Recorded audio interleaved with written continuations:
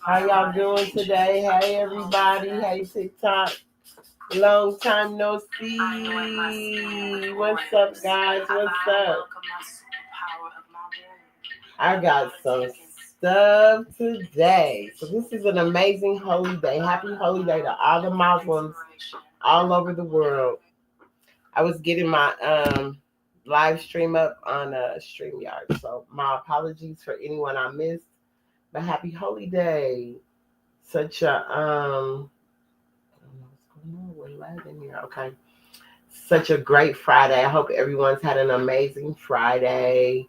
Um Tonight I'm gonna be talking about the different murals. I'm at home right now, right? I'm in Colorado. Islam, all praises due to Allah. And man, I have flown in and out of this airport so many times, right? So many times being home.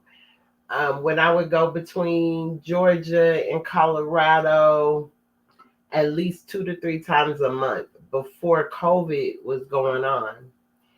And I would come back and forth home because my sons were here and I would just be coming back and forth. Then when the vid happened, everything just went the other way. So I really hadn't been home in a while. But going through the airport, I could always remember the murals in the airport and how like I would look at them, and I've always been aware. And coming home, I have discovered some things about my mom that I didn't even know my mother was on this stuff. Had no idea. My mom, let me tell you something. She goes to church every Saturday. She's 7-day Adventist, devout 7-day Adventist. Let me tell you that. Devout Christian. One thing I can say, my mother is very committed to what her belief is. And I love that. And I know that's where I get it from. So when the Prophet Noble Drew Ali came into my life, when this information, these instructions came to me, it was so life changing because I come from being a 7-day Adventist. Then going into other religious sectors. But this right here saved my life. It saved me from myself. I say it all the time. This saved me from myself. It was unlike any other doctrine I had ever picked up. Never had picked up anything like it to read it. And I've never been a reader in my lifetime, right? I started to become more of a reader. The first book I read was Woman, Thou Art Loosed. That book kept me so captivated and involved in it. That's when I started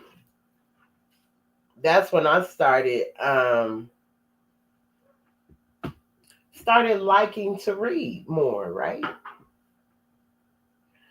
So that's when I would just pick up things and be reading and just becoming more aware and really seeing what's going on.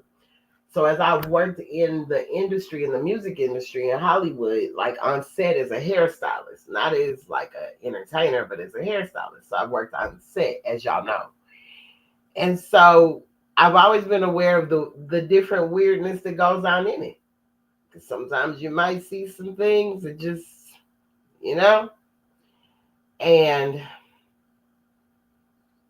I'll say this. My mind has never been wrong. I know that I was never not seeing what I was seeing. So I'm going to say this. Before 2020 happened, before that vid came in, I had just got back to Georgia from staying in Colorado for maybe 3 years. And I had lived in Georgia since 2001. So took a 3-year break, came back home to go back. I would come through the airport, so way before the vid happened. And I'm not going to be able to show TikTok, but I'm going to be able to show StreamYard. So if you want to go over to my YouTube channel, you'll be able to see where I'm sharing the screens of these murals that pop up, that'll be in the airport. You probably are just looking at it like, oh, it's just a piece of artwork, and keep it moving. You don't never really say to yourself, let me study this picture as I'm riding this slow-moving walkway escalator to my destination or wherever it's taking you. Whether you're going down the escalator, you're on the side, the walk escalator, Because that's not an escalator, it's a walkway thing, but you know what I mean. So pay attention to the, if you pay attention to the paintings and the artwork, there's deeper meaning in them besides you just walking past them, right? Really deeper meanings. And so I love the way the Moorish Science Temple coming into this science, let me say that, coming into this information, it really began to open my eyes more to things that I probably would have kept my eyes shut to if I would have continued to involve myself more in the worldly things that I was walking away from. And I could feel the move and the pull away from it because I came into the temple in 2016. I have been into the studying of it 2014 before I went into the temple. So my first experience in the temple was 2016. So I had become very, very new to the information. And a lot of it was very like thought provoking. It is very thought provoking. Then it started pushing me into other things like tapping into, whoa, there's some magic in here. One of my teachers turned me on to Edgar Casey and all of these things. So I just started seeming like, okay, I'm looking at these things deeper and deeper. So there was once a time when I was coming, and this was in 2017 when I was coming back and forth, 2016, 2017, because as I said, this is when I get into it.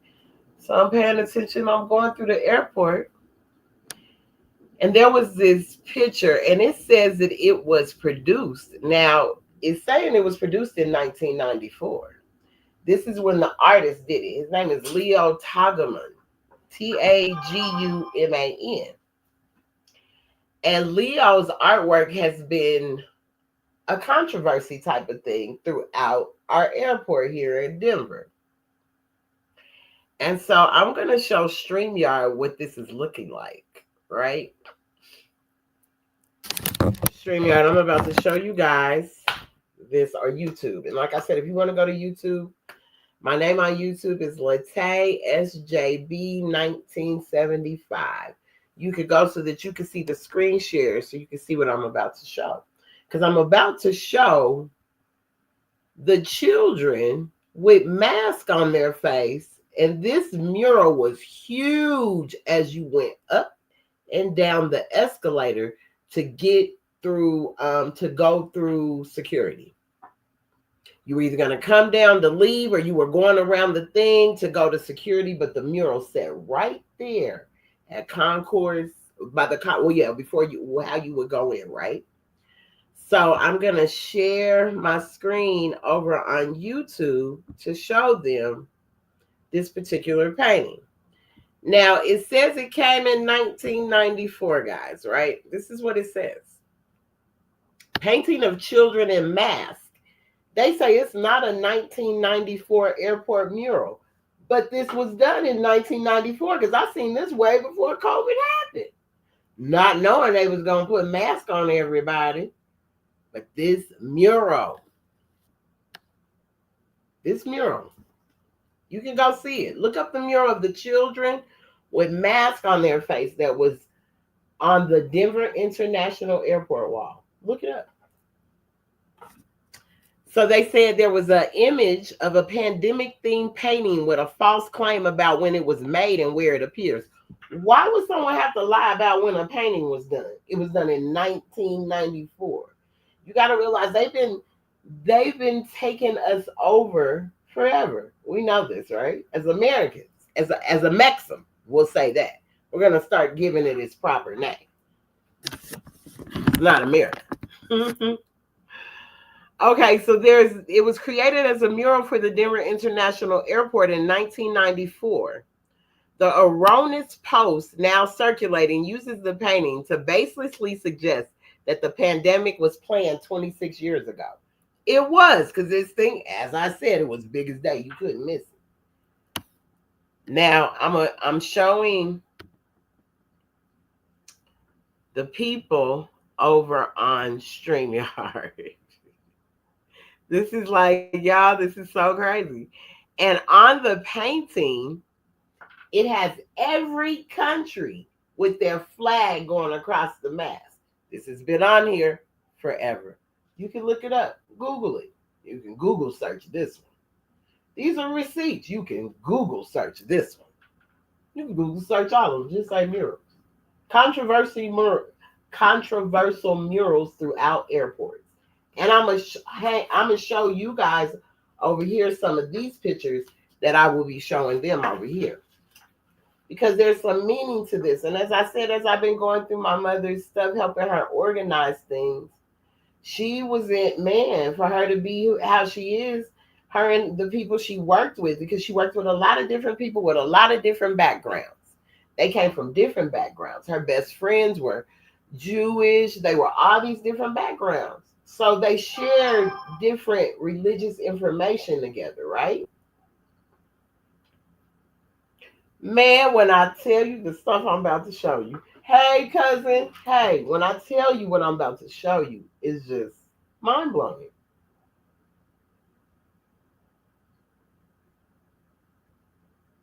Hold on.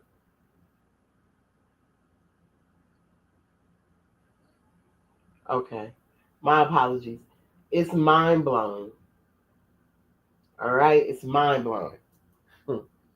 And I'm like, wow, my mother and her colleagues, the way they were interacting with one another. And as I said, coming from all different backgrounds. Because I grew up with all different people. I don't know the whole this or the whole that. So my mom's peers, our friend base has always been very diverse. So as I'm going through, I'm like, whoa, I'm seeing stuff about Illuminati. I'm like, what? I'm like, are you serious? Blowing me. But my mom, like I said, she has notes. Every biblical verse that's ever inspired her, everything, she keeps it. She keeps everything. So it's a good thing. And times it's not, but then it's a good thing when you need to see. You know what I'm saying? The prophets say they left their footprints clearly cut so you know they went that way. Your ancestors leave their footprints clearly cut so you know they went that way. That's why I'm so grateful for my grandma.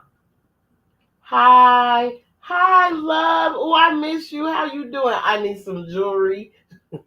I need some high vibrations while I'm out here in these mountains. But I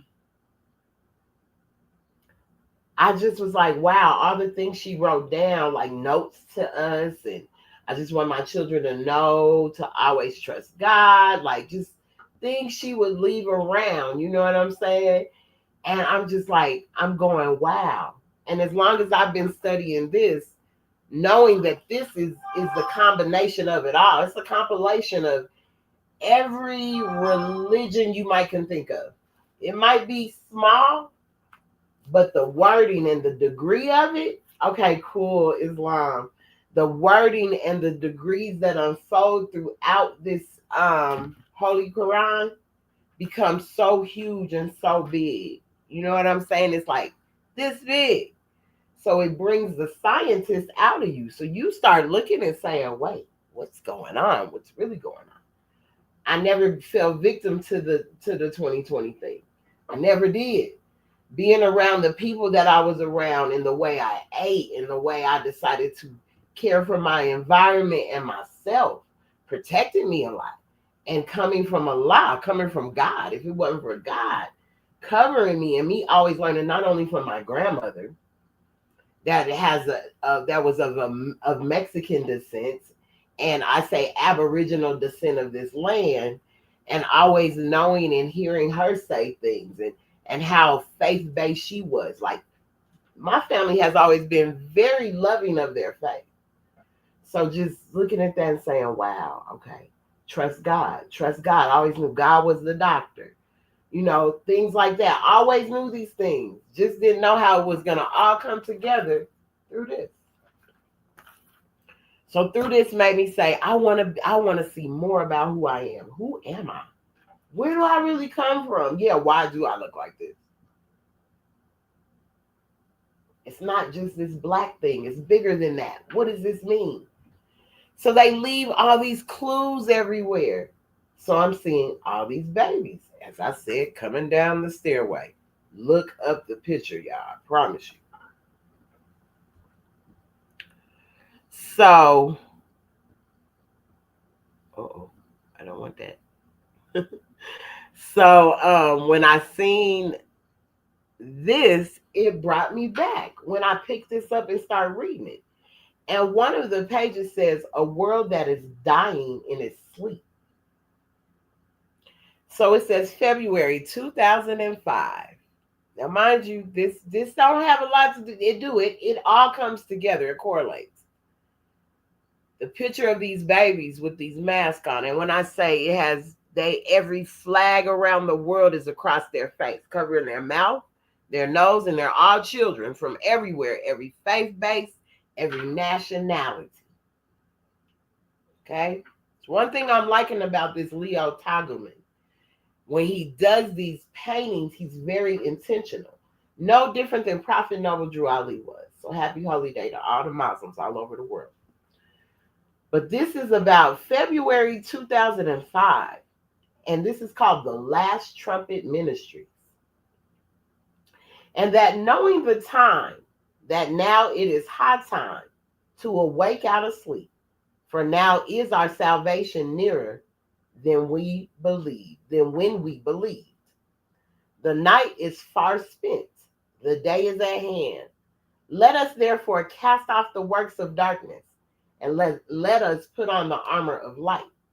You can find that in Romans 13:11 through 12. And there shall be signs in the sun. Pay attention, pay attention. Come on, Prophet Noble Drew Ali was so intentional. This is why I love how I'm able to go. I don't care if it's a Bible, a Torah, whatever it is. Prophet Noble Drew Ali gave me the instructions to where I can go into any doctrine and find the prophet. That's why I know his remedy, because it came from all the remedies. He compiled all the remedies from all the prophets. Whether it was Buddha, Confucius, Jesus, all prophets bring a message. That's why we say Jesus was a prophet. He brought a message to the people. He was trying to tell the people, you can't keep sinning.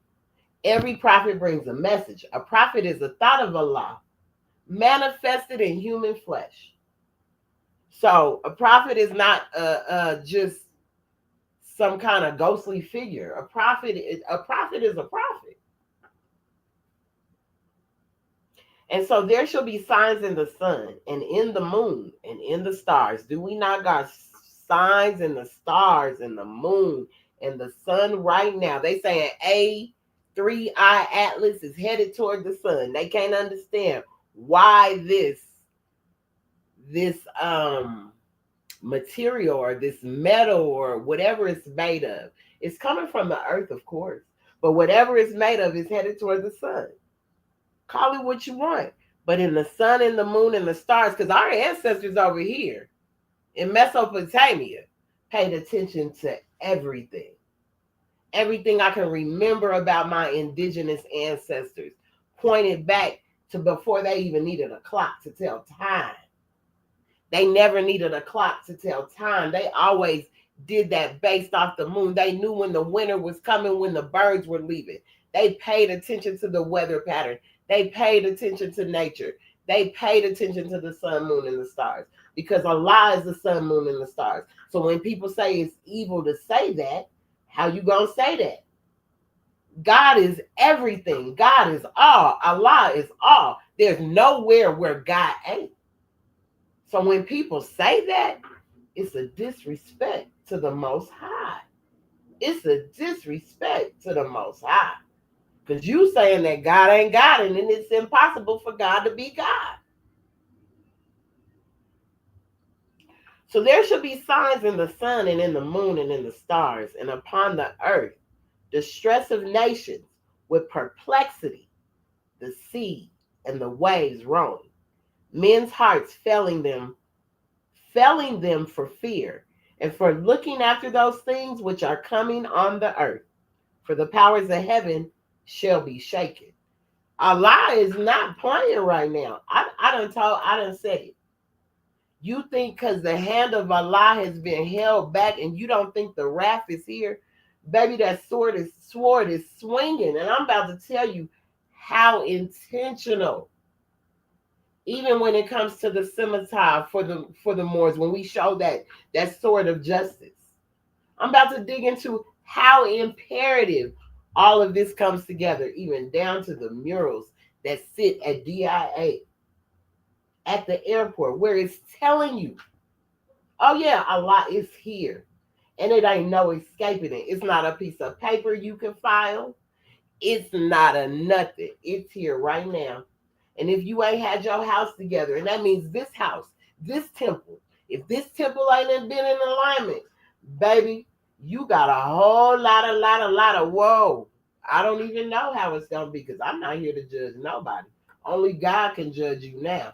Because we in the none hour. The hour's up. It's up from here. It's up from here. It's totally up from here. Y'all put our babies in these masks. Y'all injected these babies. Y'all been trafficking these babies. This picture tells me all that. And this is all the stuff that's coming out on y'all's favorite people. That's why I say I'm so grateful for Prophet Noble Drew Ali, for always being in me and a part of my life and guiding me, even as I was raising my children. And I didn't even know it. I didn't know I was going to be living Islam. Islam, not the religion, but Islam, the lifestyle. That I will educate my own children. No, these people can't. No, you can't have control over what's mine. Take my birthright back. Can't nobody give that to you. There's not a piece of paper. You were born, a live birth. Your birthright is your nationality. Nobody can take your vast estate from you. You allowed them to take it from you by signing up to their system. This shows right here, biblically, they were telling you. The Quran was telling you, the Torah. These are the sins of the people. When they say they're coming to save you from your sins, these are why. You sold yourself over to something that you should have never sold yourself over to, and it's called the system. You sold yourself over to the system. You decided to sign up to become a slave. Yes, you did. Nobody else did that to you. Nobody. And you can't be mad about it. Because as this stuff starts to unfold, you see what you did. And it was written in law not to do it, and you did it anyway. You didn't read no Bill of Rights. You didn't read no Constitution. You didn't read no Declaration of Independence. You didn't read it. You let somebody tell you stuff. Like when you go sit anywhere in a temple, in a church, in a mosque, or anywhere, and you just let people tell you stuff. Instead of doing your due diligence to do your research, do your due diligence to study the word. You don't go off what everybody says. I listen to different scholars because I always want to see what they have to say. But I'm not just agreeing with everything they say, because I'm going to go do my own research and say, let me study and show myself approved for who I am. So for these things that are coming on earth, so people are so caught up in their material. They rush. You'll rush to a job. You'll rush to a this. We're watching how men have demised themselves through the things they have done to themselves. Because we have ridden on the back of others. We have entrusted people to be so-called leaders and magistrates over us. And none of them did right by us. They took advantage of us. And now the time is coming since the Transparency Act is in place. I love that Transparency Act. Y'all need to read things more often so you can check out this Transparency Act. That Transparency Act is something serious. I tell you now. That Transparency Act is something serious. Go read it. Because with that Transparency Act, through anything that's trying to be held back, oh, you're already under the radar. From whether you was paying tithes and offering, membership, whatever. They want to know where all these billions and trillions of dollars have went for all of these hundreds of years that thousands of years we've been up under their religious, however they built it. It's nothing against it, but how they built it is wrong. because we have the freedom to practice our own. When people have been misleading the people in every sector and just taking their money, you got elders that lose their homes. You got people that are homeless because they gave to a ministry, to an organization, to any of that they entrusted. And so you don't think that it's time that God is back to shake things up? Because it say it right here, and you can find it in Luke 21:25-26. They already know. And it has nothing to do with your skin color. That's the thing they kept throwing at us. Oh, if we could keep them against each other. Well, since we can't do black and white, let's do gay and straight. Well, since we can't do that, let's do young and old. Well, since we can't do that, let's do man and woman. We just keep falling for their trickery. Because you want to be in control. You're not looking out for your brother and sister. Most Moors don't live chapter 25. And chapter 25 is supposed to be talked about at every meeting.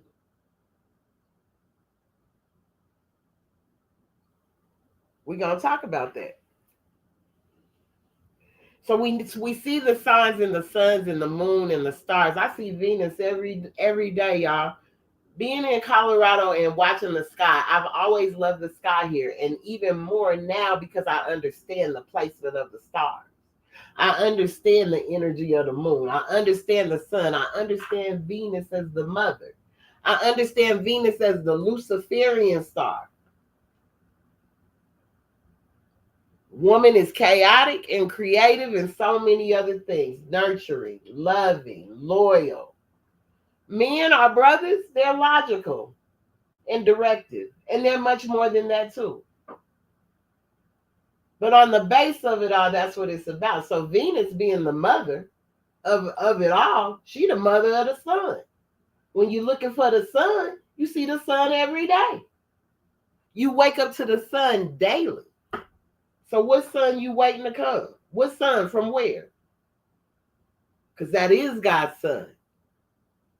That is my son. That is. I'm going to tell you how she operates. And when I first learned about it from a sister, Sister Shonda, she taught me about this because she's into astrology. Love my sister. She taught me this. She said Venus, the mother, always protects her son. Whether she's in the front of him or the back of him, she protects her son. That's what she said to me. So as I started studying it, I was like, wow, okay. That's interesting. I was like, that's so dope. How really Venus is the mother, the one you looking for, the Lucifer. The Lucifer you looking for is Venus. The morning star, the bright and shining star, the love star is Venus. That's who you're looking for. That's what most people ain't going to be able to stomach. That it's a woman. It's a mother energy. They don't like that. People don't like that. That's why I said they had to find any way to separate you from your mother from the beginning. Like my brother told me one time on TikTok, yeah, they snipped our children away from us too fast. They snipped the babies away from us too fast. So when you snip the baby away and then you take the baby out the arms of the woman to go sell the baby somewhere else, do you see what has happened? We allowed it. We allowed it. And we should have never allowed that. We had the strength. We had the power. Our own traded on us. Go read your Declaration of Independence. I'm trying to tell you, these people look like us that came over here. My neighbor just told me that. My Mexican brother next door from Mexico, he said from the bottom where they came in, the Spanish, and took over. And they was coming to get the gold. That's all they've been doing on the borders and the backs of the people here. Us. The Aboriginal people. Not them people that keep signing up saying they us. Not them so-called Native Americans that keep signing papers saying they're us. And they're not us. They came to get what was ours. North, South, Central America. North America. Come on, all of this is us. Oh yeah, North, South, and Central America. You know what I mean. You know what I mean.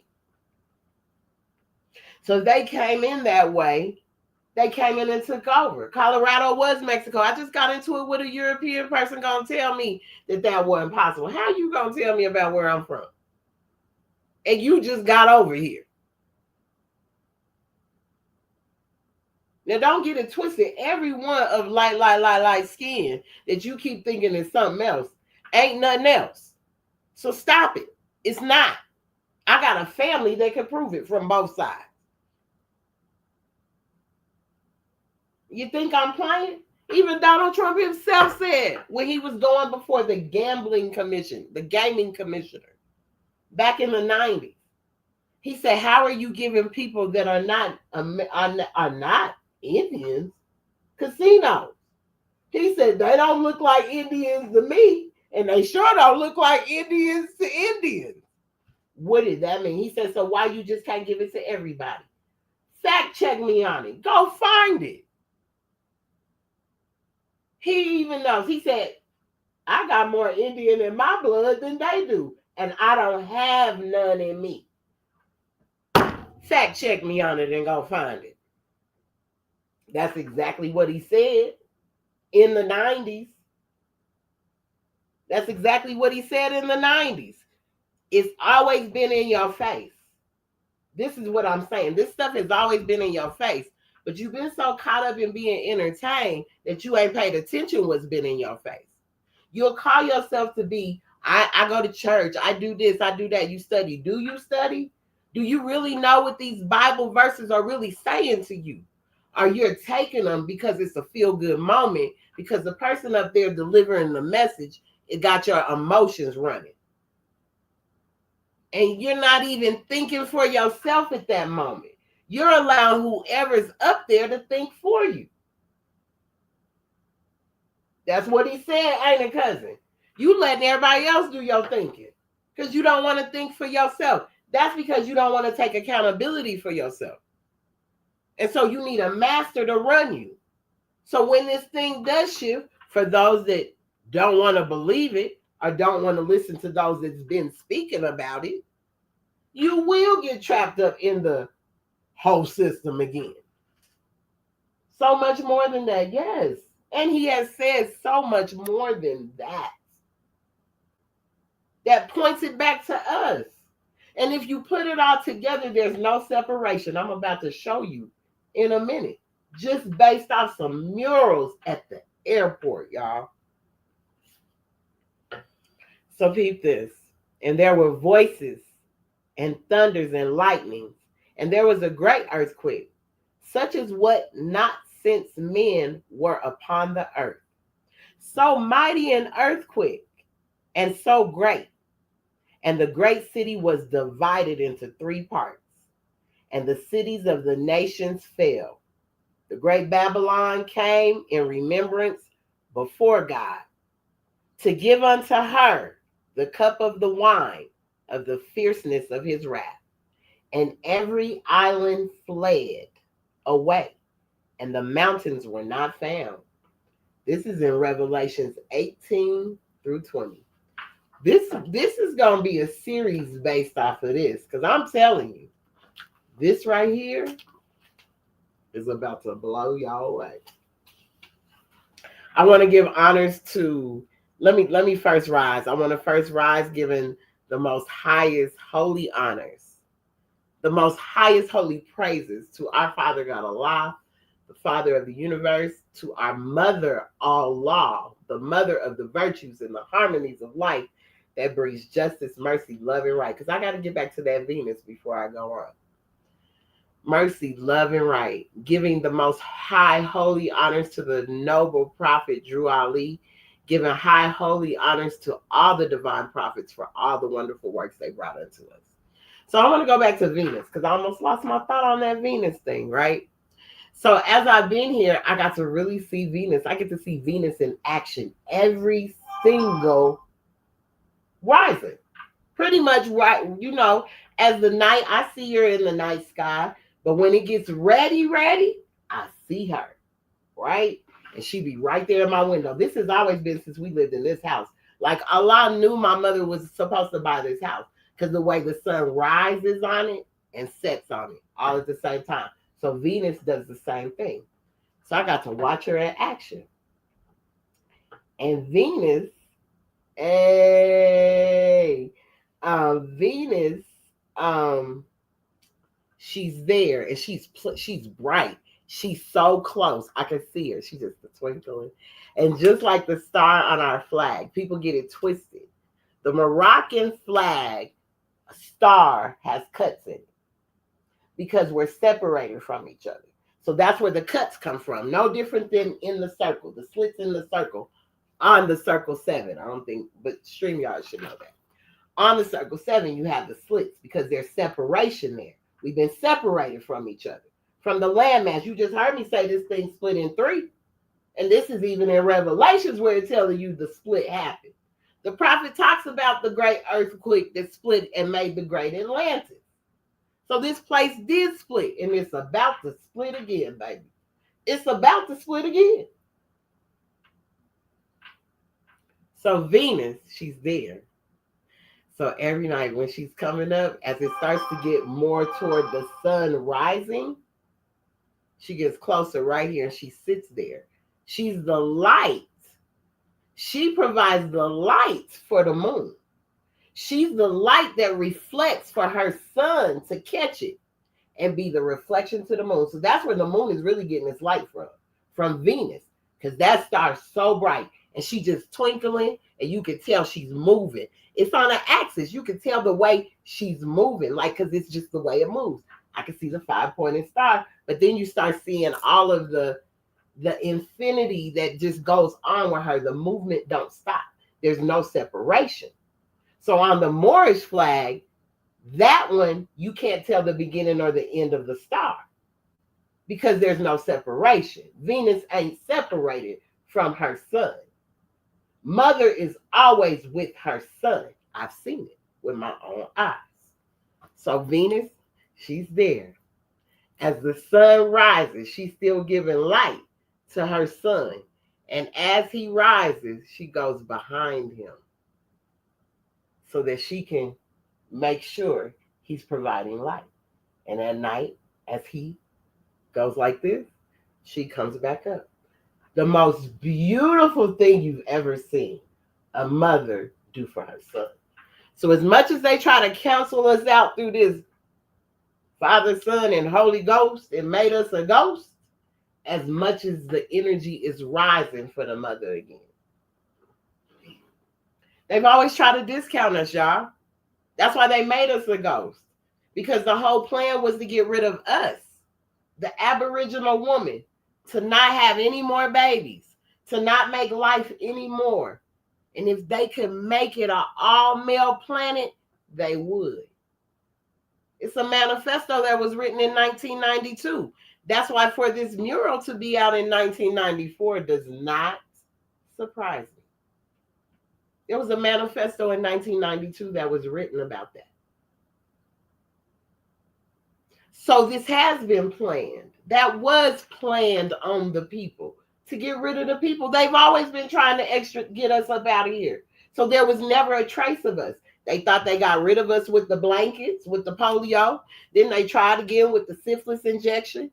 Here they come again with this, and that, gonorrhea, Here they come with AIDS. Here they come with the jab. And the same person that gave the jab is the same person that was working on HIV. The same Fauci. Go look it up. Fauci been injecting the people since you can remember.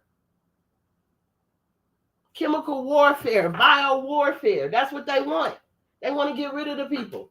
And honestly, it ain't got nothing to do with your skin color. They want to get rid of all people. They want to depopulate as much as possible. That's why they kept throwing them numbers up on the screen. So for you to have a whole mural at the airport that was made back in 1994 with a bunch of children from all over the world with masks on with their flag over the mask. That's why we're getting into Denver airport murals. Because Leo Tagaman he's one of the artists for these murals that they keep calling them conspiracy. They're causing conspiracy theory. What kind of nonsense is that word, first and foremost? Okay. So I want to show them to you because art is important and it always has a meaning. So this was back in 2005. As I said, I've been going through these things, and this was back in 2007. My fault. 2007 when my mother got this. It says, there are many sites on the net debating the meaning of the Denver airport murals. Now, mind you, 2020 ain't came up yet. It's 2007, y'all. Yeah, everything's in plain sight, cousin. Everything. But when is it that people will really see that it's in plain sight? And it's so in plain sight, it's in your face every single doggone day. And most people ignore it. That's why they said 85% of the population is about to be gone. That's why the 5%ers are so important. Because it's only 5% of the people that realize they're gods. 15% know they are and really want to wake up the other 85. And it's messing them up because they're trying to hold on to the 85% that don't get it. They want to pull they whole everybody with them. But now we're at a time I don't know if that's going to happen. We're going to lose more people than we're about to gain. They don't want to have babies no more. They don't want to get married no more. Like, none of that. So if they do something again, and they said to get rid of 85, that's why they're setting up these super cells in all these little cities, and people mad at Trump for bringing National Guard. Why? You better be happy they there to take the people that they about to take out of there. Because you wouldn't have a country. You wouldn't have anything. Anything. And they've put it in your face forever. So 85% of the people could go. Man, there could be many of our family members that get caught up in this nonsense. Because they're unaware for real. Because there's a lot of people walking around here saying they got the information, charging people for the information, and that's wrong. Because this information shouldn't be charged. This is free. This is a free and national movement. Free. You just got to study. And for the people that are out here charging people, you wrong. That's why the Transparency Act is very important. If you ain't read it, please understand. And free, dumb is free. Free dome. Free your dome and you'll realize you're free. You would realize you're free if you free your dome. Unfreeze it.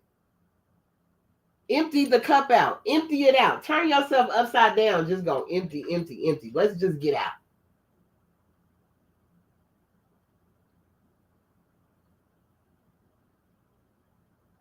Wow. Okay.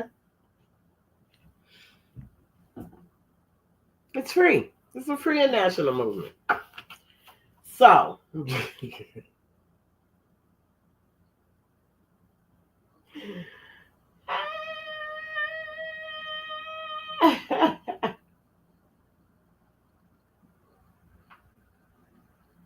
yeah, but anyway, it's free, right? Very free. So I guess TikTok got mad because they don't want to hear me say that. But you know what, StreamYard, it will still be here because this will already show up on YouTube. And you can't violate my rights to speak. You can't because it's coming down on y'all and y'all know it. So if you shut me down, just know it's about to shut you down. This is going to shut you down too. To anyone, to any of them, it's going to shut you down too. So in this one, it says there are many sites on the net debating the meaning of the Denver airport murals. This is probably the scariest because it could be the truth. This could be the truth. Whatever. But anyway. Right? So I'm going to be reading them and then I'm going to share them. I'm going to share them on the screen so that y'all can check them out. And hopefully the people over on TikTok will just come over to YouTube to watch it.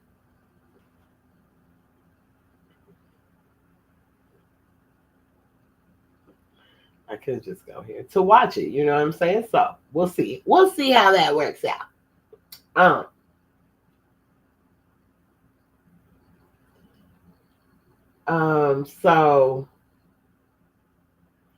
So with that being said, we're gonna see how this works out. I don't know. I'm probably gonna get kicked off of here too. But at this time, I really don't care. I really don't care. If I am, if I'm not, I don't care. Cause I'm gonna get the message out.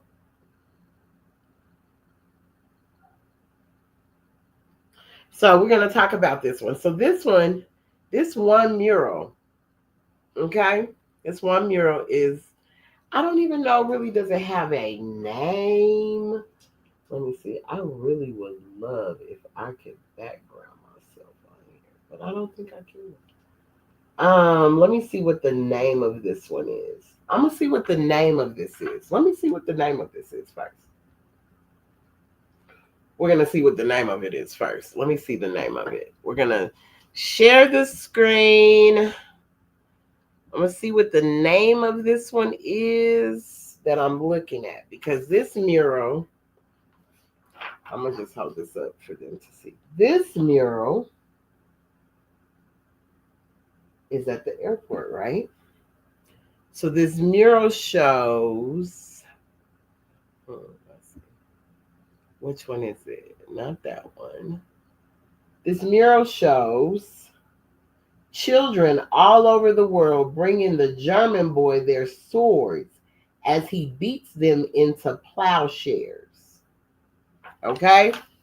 This is what this one is. Let me find it so that you can see it. Oh man, it's not there. Okay, hold on. I'm gonna have to share it to the screen this way because I thought that one was there. Wait a minute. What is this one called? Okay, hold on. Oh no, that's the okay. So let me just give you this one. So we're gonna take, since we've already seen the painting of the one with the mask, we're gonna show you the one. I'm gonna find this other one with the children all over the world bringing the German boy their swords as he beats them into plowshares. Right. So let's see. Let me find that one. Mural. Mm.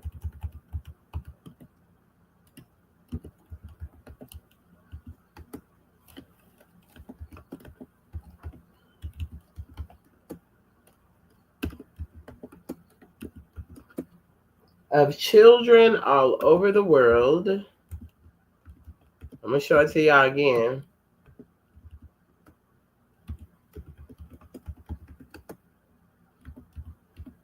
All over the world, bringing the German boy their swords.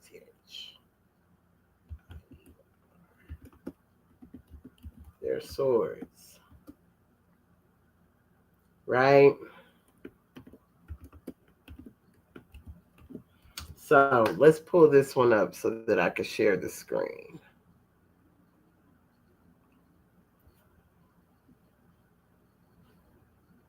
Is that where they're bringing the sword? No, that's not the one they're bringing the sword.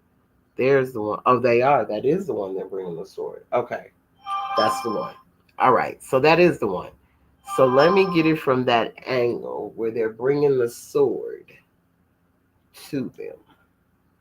Where you can see where they're bringing the sword to the, right over here. They're bringing their swords to the German boy. So that's what we see right here in this picture, right? They're bringing their swords to the German boy. Over on StreamYard, you can see it on YouTube. So the children all over the world are bringing the German boy their swords as he beats them into plowshares. Note the unalived Antichrist and the two doves on his rifle. So when you go and look it up, you can see it. So, yes, you can't. I don't know if you're going to be able to see it in this picture. They're bringing him the rifle. But so it's so much going on in this picture. You have to pay attention to it. You got to see it because it's big. It's a humongous mural. Humongous mural. So as the anti takes peace from the earth with his great sword, the children are being unalived. So you can see that. Oh, because that's from this one. Hold on, hold on. That's from this one right here. You see that one? Let me see if I can find it over here for them.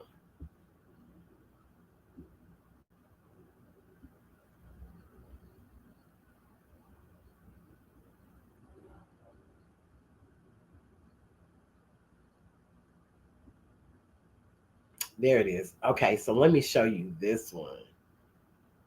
Share this tab instead. So the first one you seen was him, the children from all over the world. They were taking the German boy their swords. Okay, so that's the first one. This is a whole different mural right here. This is the one where they're saying,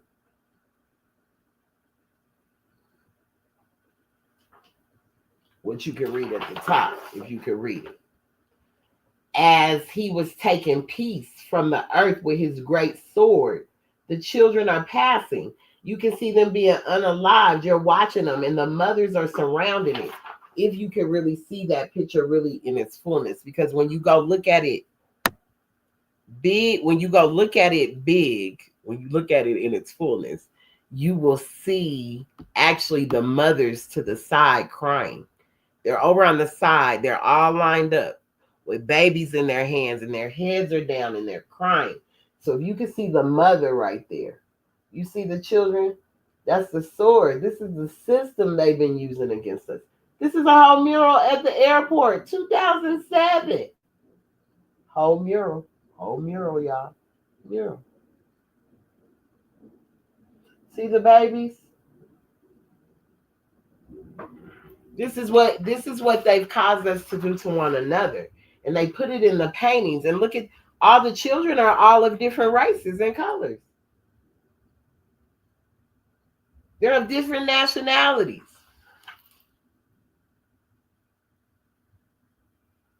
The mothers are crying. They're burying their children. There's destruction everywhere. The dove, he has the dove. He has the white dove with the sword, the tip of the sword piercing his side, piercing it. Like, don't even dare save these people. Don't even dare save these people. That's what it's saying. And it's a tall gas mask, anti-figure. What are they giving out to the lefties that's in the cities tearing up stuff? They've been giving out gas masks. Y'all seen them? They arrested the dude that's been a part of giving out the masks to the people. That's not even from here. These people are not even from here. So you got to note that the dove sticking to the tip of the sword, and note the unalived children. You got to note the unalived children. Those are babies. Those are all children from different backgrounds. Albeit the babies. Because if they take the children out, if they can get the generation to be gone, take out the mother, they can take out everybody. If they can get the children to go, especially now, if they can get rid of these children, then they can live a whole robotic life around here. If they can get rid of the children, because the children won't be here to reproduce. So as much as they clipped us from us, they lied about who we were, clipped us from us, and these are our own people doing this to us, y'all, and still taking our babies from us. So, as I said, note at the tip of the sword when you're looking at this image, that at the tip of the sword is that dove. And note the unalived children and the grieving mothers to the left. So we're going to look at a closer view of those children's swords. If you look at this closer view of their swords, this is kind of a dark picture, guys, because as I said, this was printed in 2007. But you can see the different nationalities. They're all giving their swords. They're taking their swords Like they tell you, turn in your pistols. They're taking their swords. But look at the flag that's on there. Look at the flag that's represented on this one. Look at this flag. Let me see. Where are you at? Is that the flag? Yeah, here we go. So we're going to share this one because I want you to look at these flags. They have flags from everywhere on there. And there's one where it's showing the star and the crescent next to Alafia. And it says Alafia on this. It's given different meaning, peace. It's saying in all different languages. But here, when you see it, it's a portion of it where you can see the Islamic flag, like the star and the crescent. You see it? This is a whole mural, guys. It's been at the airport, the Denver International Airport. They're taking the swords to the German boy. I'm about to get into who this German boy is and how it relates. All praises due to Allah. I'm telling you, going through stuff, and this just came to me today. This just came to me today. It was just landed in my hand. I was like, wow, what a discussion. What a demonstration. So down here, you see the different flags there also. American flag, you see the Star of David, you see Alafia, you see the different languages that are there, the different cultures, the different nationalities. They're all coming together to take that to this German boy. So, the same scenario, but note that there's a Cub Scout. Hey, son. Oh, I know you're working. Oops.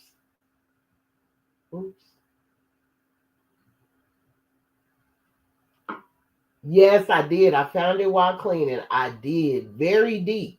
I done found Illuminati stuff and everything, Trey. I didn't even know your grandma knew. I didn't even know she was rocking like this. It's deep. Okay, so this same scenario, but note that the Cub Scout is in the middle representing the United States. There's a Cub Scout in the middle of this mural representing the United States, not to mention Israel. Note the Israeli flag to the right in the above photo. So if you can go look at this photo, you're going to be able to see everything I'm saying. I don't know how well you can see the photo because it is dark.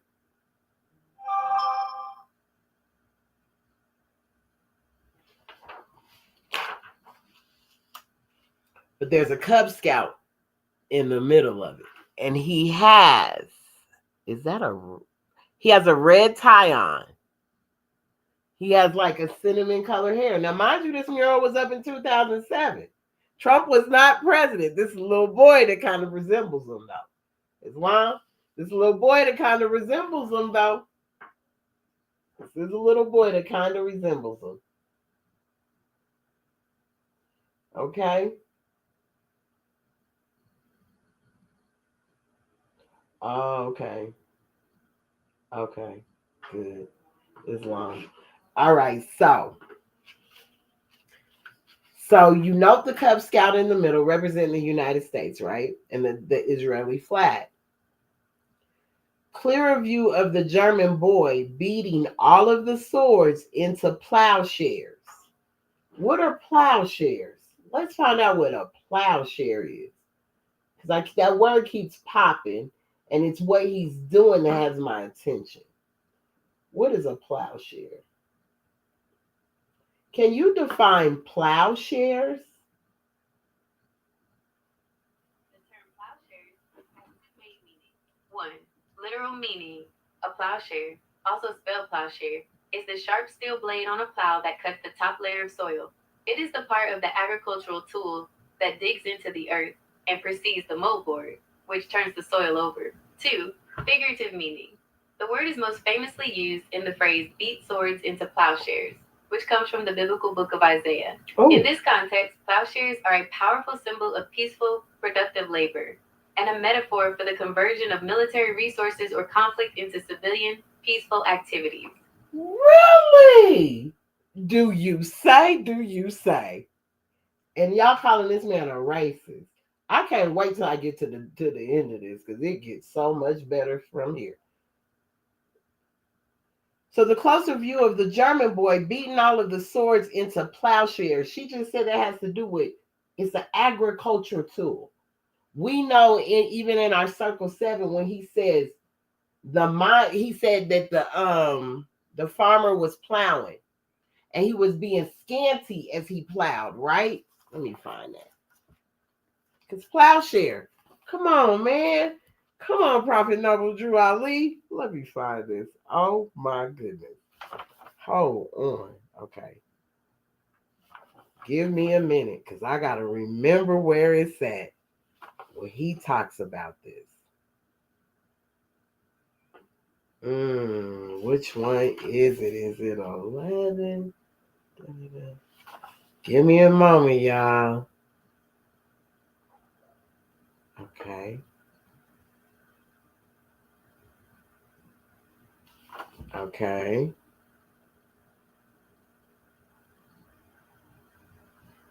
No. Okay, hold on. Here we go. Islam. So it's in chapter 12. That's where this is found. Islam, so it's in the divine instructions from the Holy Prophet, chapter 12. So it's saying this German boy is beating these swords into plowshares. So in chapter 12 of the divine instructions from the Holy Prophet, Jesus teaches the common people at a spring. He tells them how to obtain eternal happiness. See, prophets come to tell you stuff. They come to say, hey, this is how you obtain this happiness that you're looking for. This is how you obtain heaven on earth. These are what the prophets do because when they got rid of us, the teachers, the mothers that were teaching the children always, as we walked through the pyramids and the tombs and we read to you through and showed you how to manifest, how to use what Allah had already given us, resources, materials, minerals, to do what we needed to do. So when it's saying he's beating these swords into plowshares, and you just heard my girl tell you what a plowshare was. And it comes out of the biblical book of Isaiah. So this is even in your Bible. So when my brother Melvin Washington said, all y'all picking up these doctrines and y'all don't even know how to read them. Because most people don't even know how to read the divine instructions from the Holy Prophet and think because they read 1,000 books and they've been in the movement for 185,000 years that it means something. But they haven't applied one instruction to their life to be the example they claim they know. Islam? So in chapter 12, when he's teaching them about eternal happiness, he asks, I'm going to go to this part. I'm just going to start from here. I'm going to start from 1. In silent meditation, Jesus, Yahshua, Jesus, I'm going to say Isis, because I know now who that really was that was put on that cross. It was a mother. It was Isis. It was a sister. It was woman hung on the cross.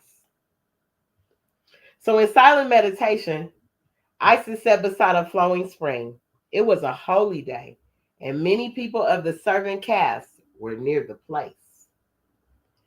And Jesus, I'm going to keep it there for you, but I want you to know who that Jesus really is because Jay never existed before the 17th century. You can look at it. You can Google that too, promise you. Google will tell you that. It did not exist before the 17th century. We've been here forever. Forever. The Moors ruled in 711. I just told you 17th century. 7 and 17th are truly far away. Islam. So we'll keep it Jesus. And Jesus, because that's my brother. I understand that too. And Jesus saw the hard drawn lines of toil on every brow, in every hand. There was no look of joy on any face. Not one of all the groups could think of anything but toil. Most people can't think of nothing but to work, to go to work, and I gotta work. So that's what toiling is. Toiling is labor. Toiling is labor. Most people don't do nothing that they love doing. So they toil and then they got hard drawn lines on their forehead because they mad. Right? So Jesus spoke to one and said, "Why are you all so sad? Have you no happiness in life?" The man replied, "We scarcely know the meaning of that word. We toil to live and hope for nothing else but toil. And bless the day when we can cease our toil and lay down and rest in Buddha's city of the unalive." And Jesus' heart was stirred with pity and with love for these poor toilers. And he said, "Toil should not make a person sad. Because when you work, you shouldn't be sad. You should be doing something you enjoy doing. Men should be happiest when they toil. When hope and love are back of toil, then all of life is filled with joy and peace. And this is heaven. That's heaven. Heaven's a state of mind. It's not a place. It's not. It's a state of mind. Do you know that such a heaven is for you? This is what you're asking them. Do you know that such a heaven is for you? Sometimes you got to ask your people that. Do you not think that such a heaven is for you, my people? Why you think that heaven ain't for you too? Why not? Why not? Right? He says, the man replies, "Oh, of heaven we have heard, but when it is so far away and we must live so many lives before we can reach that place." And Jesus said, "My brother man, your thoughts are wrong. Your thoughts are wrong. Your heaven is not far away. It is not a place of metes and bounds. It is not a country to be reached. It is a state of mind. Allah never made a heaven for man. He never made a hell. We are creators and we make our own." That's why I say we sign up for stuff. We make our own heaven and hell through our thoughts. Our thoughts, words, and deeds. That's what we do. Excuse me for a second. Hey, honey.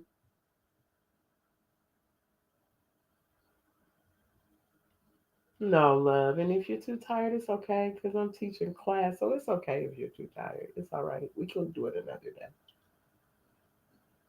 Yeah, I'm doing class right now. Temple.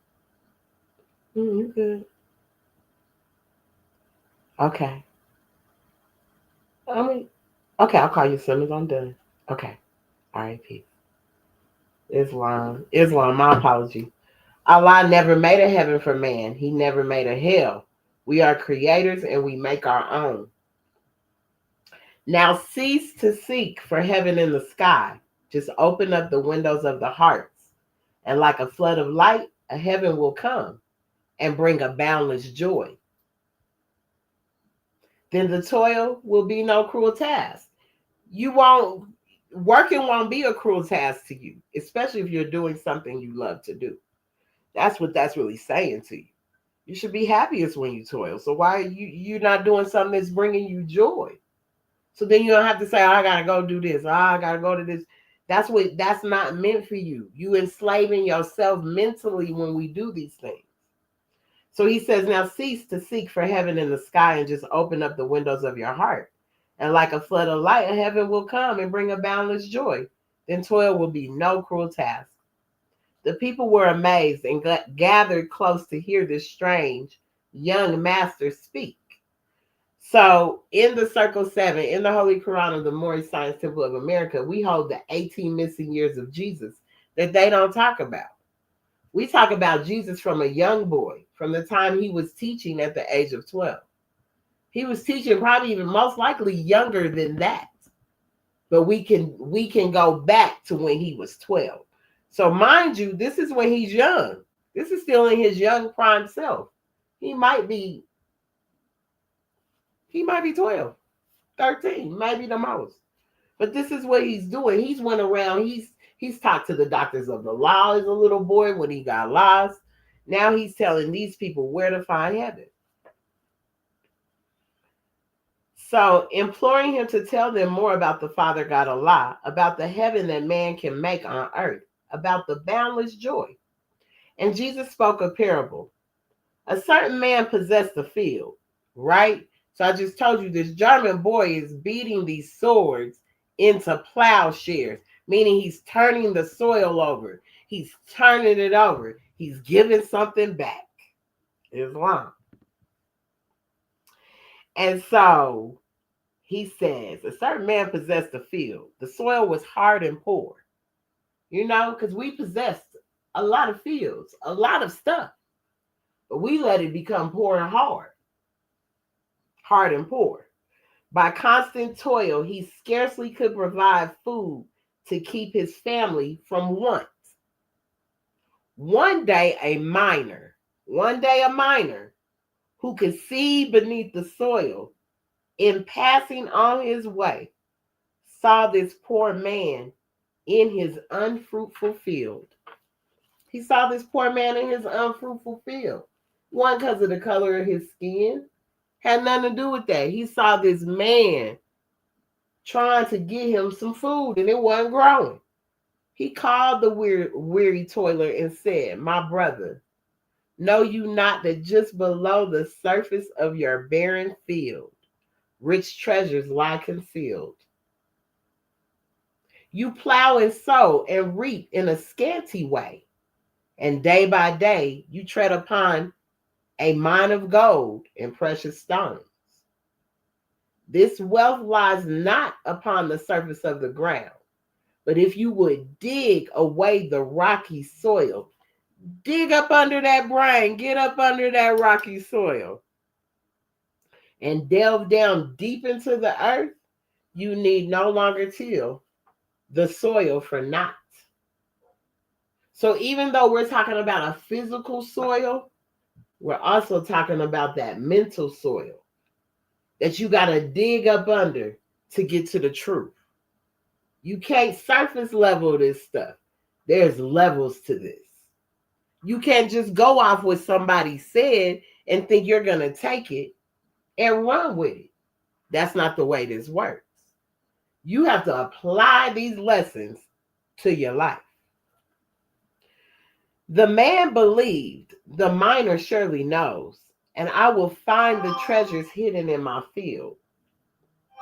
And then he dug away the rocky soil, and deep down in the earth, he found a mine of gold. And Jesus said, "The sons of men are toiling hard on desert plains, and burning sands and rocky soils are doing what their fathers did, not dreaming they can do aught else.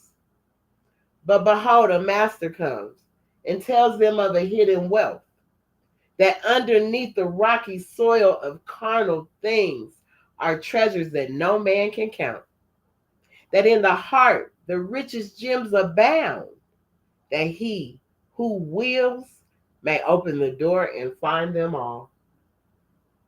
And then the people said, "Make known to us the way that we may find the wealth that lies within the heart." And Jesus opened up the way. The toiler saw another side of life, and toil became a joy. Now, I just told you about him busting the swords that they're giving him, turning them into plowshares. Because it's another system that I showed you, another part of that same wing that's destroying the people, when this one's destroying the system. That's what this is doing. So, as I gave you the closer view of the German boy beating all the swords into plowshares, all the countries submit to his leadership. He uses an iron fist and Thor's hammer to beat them into this form of symbolic peace. So he's beating that into symbolic peace. Do you see what I mean? Can you see? I know my more scientists see this. They can see all of that. They can see the signs and symbols in this photo. This is a mural at the Denver International Airport that was up in 2007. That's what I'm going over. Okay? So I'll read a little bit of this to you. As I said, if you can't, I pick up something, I can't find the profit in it, I leave it alone, right? So as this was saying plowshares, and it was showing things, and I'm going, wait a minute, signs and symbols, what's going on? Gas mask, this, that. The mask gotta come off, right? So now seeing that, and you understanding toiling, you see what he's doing with this sword. So it says, but in the last days shall come to pass that the mountain of the house of the Lord established in the top of the mountain, and it shall be exalted above the hills, and people shall flow unto it, and many nations shall come and say, come, let us go up to the mountain of the Lord, and to the house of the God of Jacob, and he will teach us of, because my mom had copied this, so some of it's cut off. Teach us of how, and we will walk in his paths. For the law shall go forth of Zion, and the word of the and the word of the and the word of the form from Jerusalem, and the word from Jerusalem. And he shall judge among many people, and rebuke strong nations, and they shall beat their swords into plowshares. How is this mural? How this mural up in 2007, but also in Isaiah, this is where it's talking about it, right? So, for the law shall go forth to Zion, and the word from Jerusalem, and he shall judge among many people, and rebuke strong nations, and they shall beat their swords into plowshares, and their spears into pruning hooks. Shall not lift up a sword against nation, neither shall they learn war any more. That's Micah, what is that? Is that Micah? Mica? I'm not sure. Or also Isaiah 2, 2 through 4. So either one. The boy beating the swords and the plowshares is from Germany. What would a German boy assume the duties of a redeemer? Jesus Christ. It's a fortunate thing for governments that men don't think. Guess who said that? It's a fortunate thing for governments that men don't think. Those are the words of Adolf Hitler. Those are the words. Yeah, go. Oh boy, I'm loving this. Yes, make them feel uncomfortable. Boo. It's a fortunate thing for governments that men don't think. Adolf Hitler. The big lie technique. The primitive simplicity of their minds. The masses. The primitive simplicity of their minds, which are the masses, rend them an easy prey to a big lie than a smaller.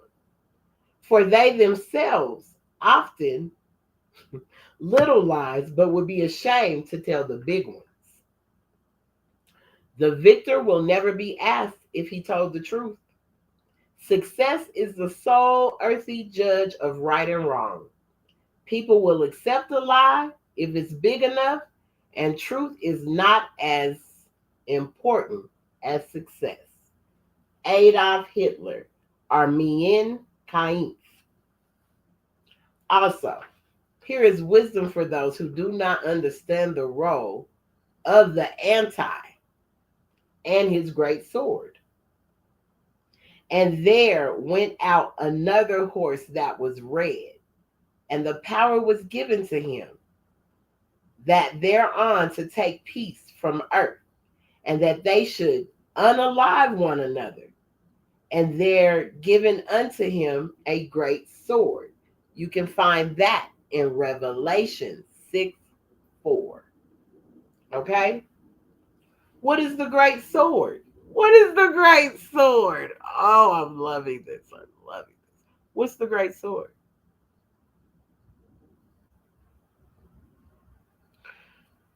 The great sword.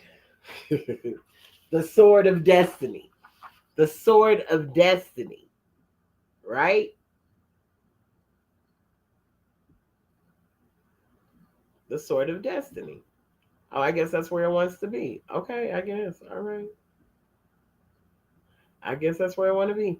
Okay, the sword of destiny. So what is the great sword? It's the sword of destiny. I'm gonna go. The sword of destiny is so important. Like this is just so amazing. Okay. So what is the great sword? It's the sword of destiny. Hitler once held, as did many great world leaders. Hitler once held the great sword, as did many great leaders, including Constantine, Charlemagne, Wilhelm, and Habsburg, emperors, and others. What does it have to do with, oh goodness, that's cut off, with Excalibur, King Arthur's legendary sword? Both are supposedly spear tipped that pierced Jesus' side on the cross. Jesus was the rock of that formed without hands that would one day destroy all kingdoms. When his time is up, his kingdom on earth. When he comes, his kingdom on earth. Daniel 2:34.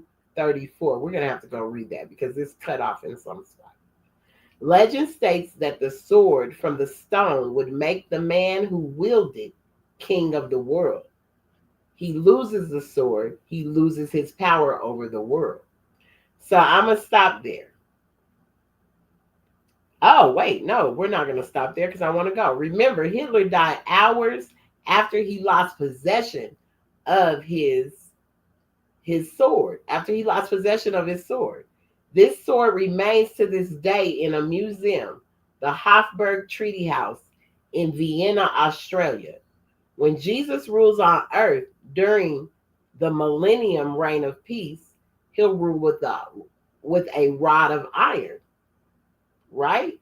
The Roman sword, spear, that was used to pierce his own side is made of iron. Did you know that this is where that legend was born? Jesus will rule with the very sword that pierced his side as his own scepter. Islam. I'm gonna say this. When President Trump did the inauguration at the party, because nobody really understood what was going on with my girl, when she first stepped into the first part, in the all black. She was in all black, letting you know it's over. Justice here. She had that hat on, all black, right? Miss Trump did. When they went to the party, the after party of the inauguration, she changed into an all white and she had a strip of black that was stuck, but then it was like hanging from the side to let you know that purity was on the way. You have to look at things through signs and symbols, not because of the person delivering the message.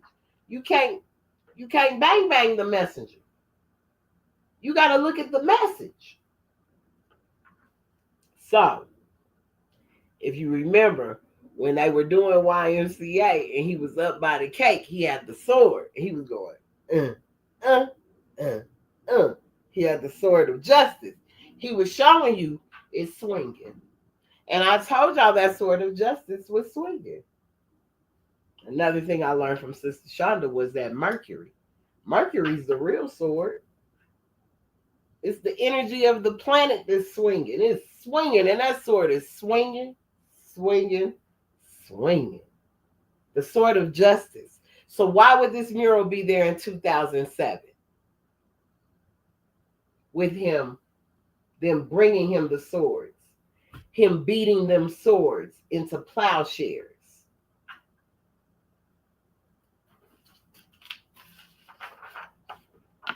Right? Beautiful. So, it was some other things I came across too. Those are murals. Now, these murals, because I still want to talk about a few other ones that they also have had. So, we got that one. We have another one over here where you can see destruction all behind them. There's a lot of destruction going on. And I don't have a picture of this one per se. Let's see what this one's called. because they don't really like as if they don't want you to have this photo, but it is. What is the name of this picture? I have to go back to find it. But in this mural, you will see a buffalo. You're gonna see some children on the side that have been unalive. They're being buried. You're gonna see some animals. They're all surrounding this jaguar. There's a little boy holding a squirrel up to his neck like he's afraid. They're from all over the world. There's Phoenix. The Phoenix is busting out of the matrix to free itself, but it's also showing other things that are still caught in the, what would you say, the dome. They're caught in the dome of their own minds, more or less. Some, ones know they're free. There are some that are busting free.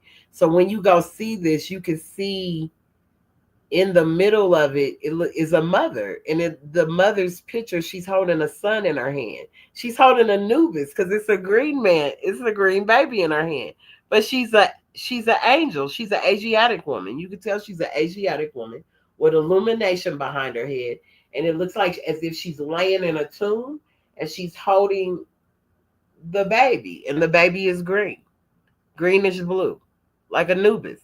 And on the baby's head is feathers. It's like the chief feathers over the baby's head, but it's for a baby's head, Islam. So this is another mural that has been in the airport. Well, a lot, and they say all of these have brought a lot of controversy because they're up at the airport, including the Bronco. The blue Bronco that you see when you come into here, that thing got to be the most. I'm not gonna lie, that thing is mm, it's just dark. Well, they got gargoyles in our airport also, but where they have the gargoyles are there for protection. Any ancient history of gargoyles, nothing mean, nothing bad, but they got gargoyles there. But this blue horse with these red eyes, when you come up in here, you be like, what is that? That's what you have to say to yourself. What is that? So with that thing, I want you guys to go and check that out too. Check out the I'm gonna put this over here on I don't know what happened to my screen. I'm going to, let's see, we want to go to screen share, stop sharing. Okay, so I'm going to go back to the screen share, and I'm going to put up the blue Bronco. He's huge. He's a humongous horse. So when they put him up the first time, he when you put it up the first time, it's like, hi son, I love you. When I put it up the first, I'm good. How are you? I don't want to take you away from your live, so should I bring the bowl up here for you to hit it? Okay. So let me see, where is he at? There he goes. Okay, so let me show you the horse. He's blue. He has red eyes. So showing showing you him. It's very dark. People, when I would come in, I'd be like, oh, I just wish they take that thing down. I don't like the energy, my son. That's one of my sons. I have 4. Y'all know I don't put them on, but they're grown. But yes, so what's wrong? Sorry, I'm fine. All right, you fell? Yeah, hold on. Don't fall, please. I don't need that in my life. But anyway, so the horse blue with red eyes has a deep meaning too. Go read it. But when the man was building it, the man that was constructing it, it fell on him, busted an artery in his leg. He transitioned. His son finished it. I want to say that they were of some original design. I don't know. I really don't know what they were, to be honest.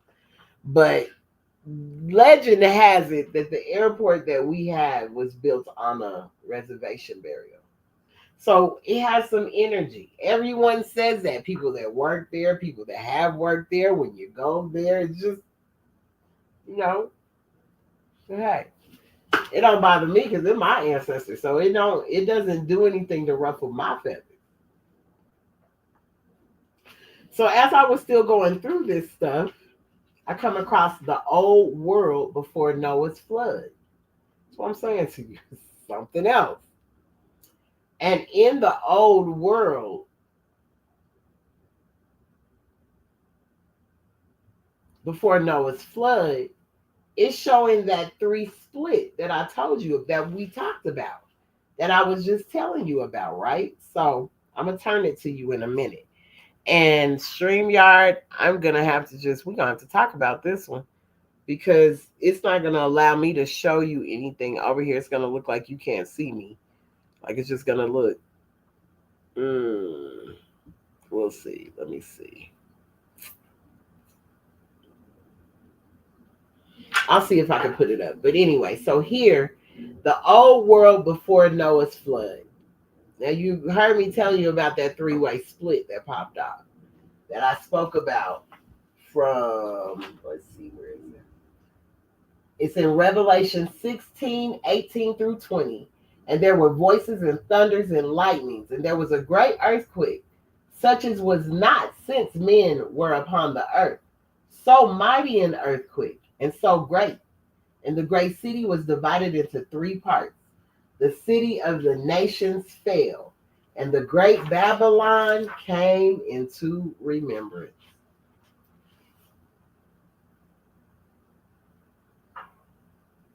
This before Noah's flood.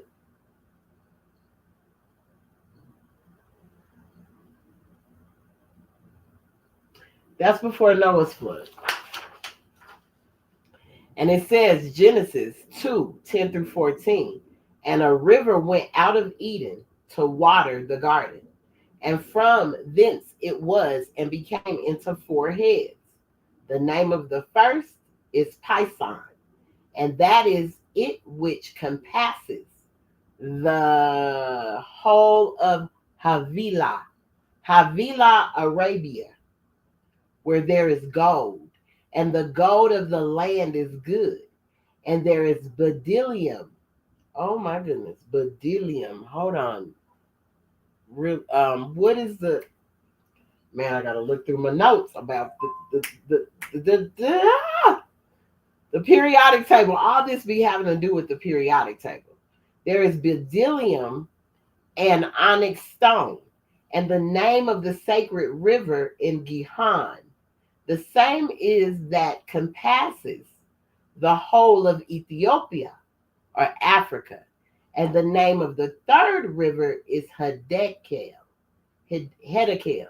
It's Hiddekel. And that is it which goeth towards east of Assyria, north of Babylonia. And the fourth river is the Euphrates, right where I'm at. It flows through, don't it? It's a fact that many precious stones and gold have been discovered in the Indo-Australia, former fragments of the land known as Havilah or Arabia. So it was known as Havilah before it was Arabia. It was Havilah, Ethiopia, Eden. That's what this is showing. And it talks about the stones, the same stones that I wear around my neck. It talks about these same stones. Gold, all of the stones, all of our minerals. Those are our minerals. Our stones, we should wear them proudly. Our stones, they're talking about them right here. It's a fact that many precious stones and gold have been discovered in Indo-Australia, former fragments of the land known as Havilah or Arabia, and maps, Pari Rais, have been found that depict South America and Antarctica attached. This map shows very accurate longitude, which we supposedly developed technology to show until just a few hundred years ago. Do you see that? Hope you can read that. Do you see that? I hope you can read that. Let's see.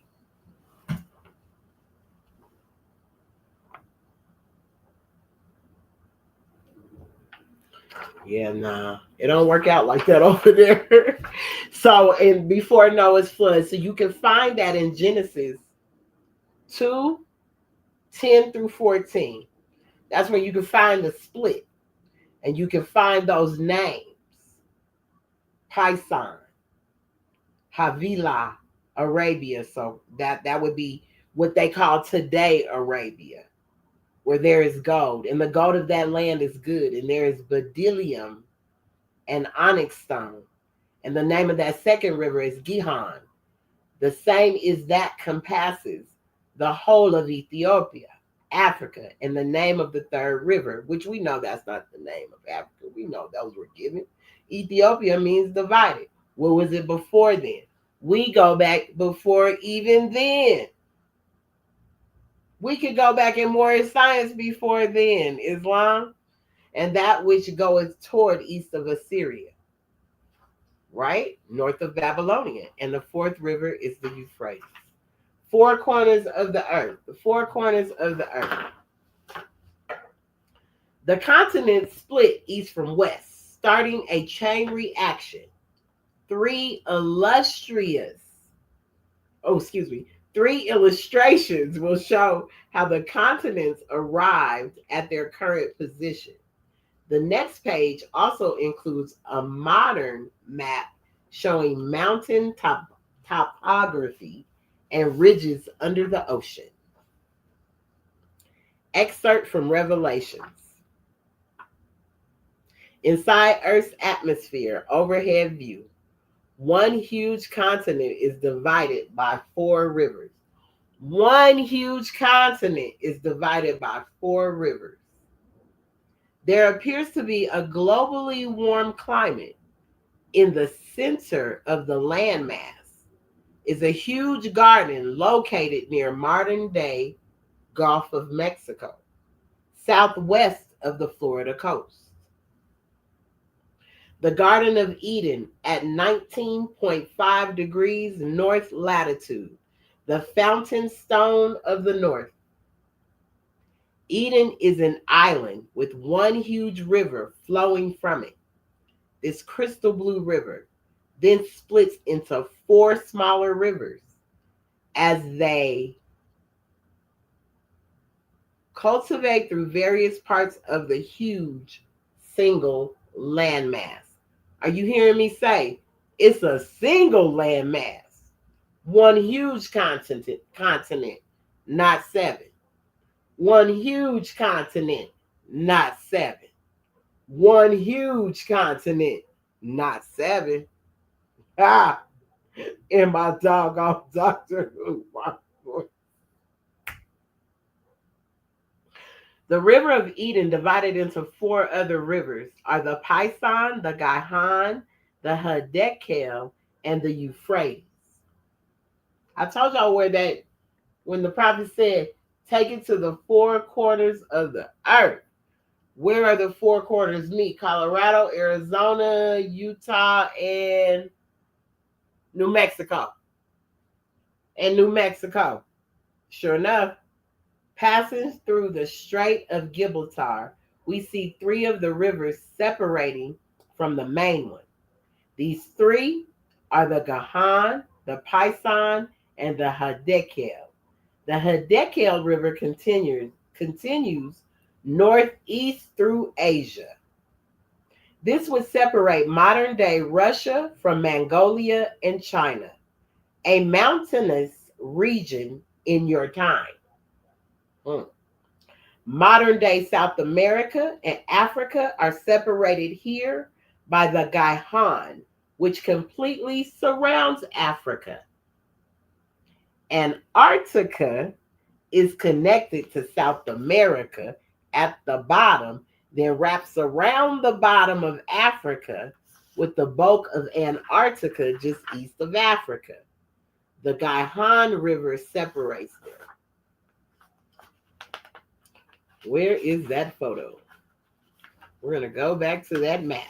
Where you at, boo?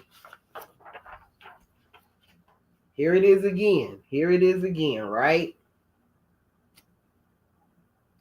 So, northeast of Antarctica's northernmost tip sits India and Australia, both separated from Asia by the Python. Australia is just east of India, separated from Asia and India by a portion or tributary of the Python River. The fourth division of the One River from Eden flows north. Whoo, where'd that go? Where that Eden go? Where is that?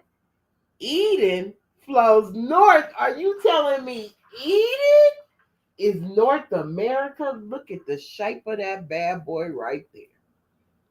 The original Euphrates River used to separate North America and Europe and ran northward. How do we know that? If you look at your world map, you can go on Google Maps if you need to. Go to Google Earth. You're going to see us.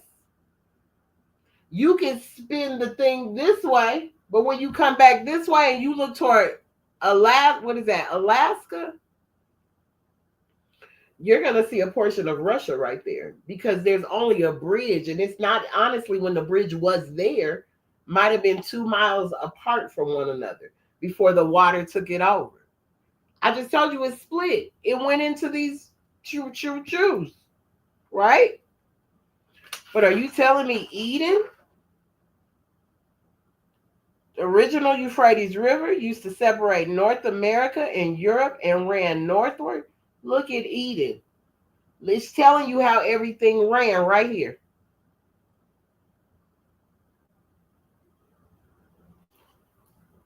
What does it say? The River of Eden divided into 4 other rivers. The River of Eden divided into 4 other rivers because the water was mainly coming from there. That's where the water comes from.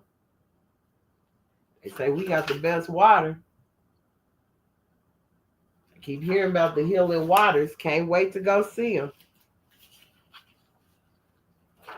You just forget what you really got. You know what I'm saying? We forget what we got. So I know we've seen this. We've seen this. So this is just some more to go through, just to show that we're at home. I know I am. I know I am. I'm really at home. Even knowing this and now coming into this, to come home and to have this land in my hand. Ain't nobody but Allah. Ain't nobody but the prophets that brought this to me. No one but the prophets. No man brought it to me. That's why I keep telling y'all, man can't give you nothing. Nothing at all. Man can't give you a thing. You got to search for it for yourself. He can add to you, but he can't give you anything. So I want you to know this. I want you to look at this because we still going to go through this because I really want to go through this to show you some things. Because it told you that, matter of fact, I think I'm going to wait for this one. We're going to do this one Sunday. We're going to do this one Sunday because we're going to bring it back over here. Because on this one, we're going to go into the pharaohs and the Mayans and the cone heads and the skulls. Because I told y'all I'm an Aztec, I'm a Mayan, I'm an Olmec. I'm of all those ancient people. I come all the way anciently from out of even whatever they were before then. But showing you these maps, showing you these murals, and how it ties us back to who we are. How you could be looking at something right now and these plowshares that are going on. The metal that's being returned back to us, our minerals, whether it's gold and silver, however it needs to come back, it's coming back. But as I said, man can't give this to you. Man can't give y'all this. Not a piece of paper gonna free you. None of that. You should have freed yourself. As the prophet said, I brought you everything to save the nation. Now save yourself. Why haven't you been saving yourself? Why haven't you been depending on others to save you? Why have you placed your hands in someone else's hand and not kept your hand in Allah's unchanging hand? Because when you put your hands in these other people's hands, they change on you every 5 minutes. It's like you're watching people shape shift right in front of you. 5 minutes ago, you liked me. Now 15 minutes past, you can't stand me. They shape shift in front of you. But you put your hand in the hands of the man that don't even, it's even your brother man. So the man don't mean the man like y'all think it mean. Because I just told you, the prophet's movement is a universal message. So the prophet didn't bring it just for you. I say it all the time. This didn't just come for you. This is universal. This is to go to everyone. Because you're to learn to love instead of hate. So you have to teach those that hate so much how to love. That's why he made this a national and divine movement. It wasn't just for people that wear turbans and fezzes. It was for people without a turban and a fez. It was for people that wore a hat.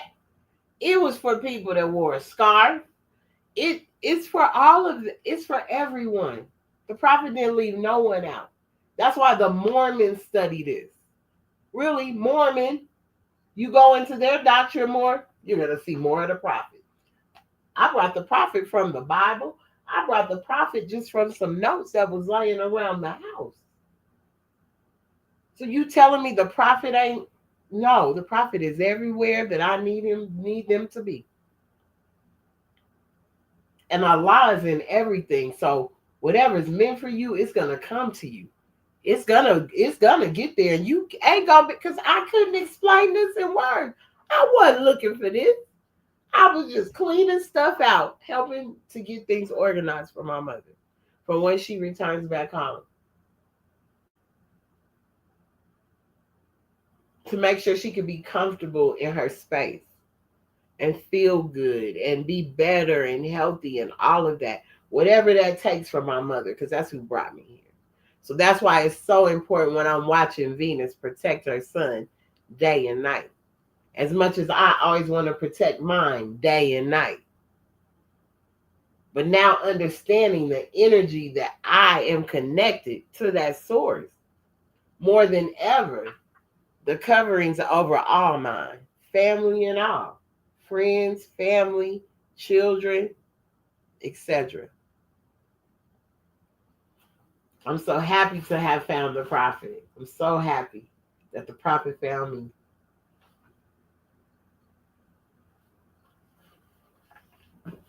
I'm so happy that the prophet found me. Let's see.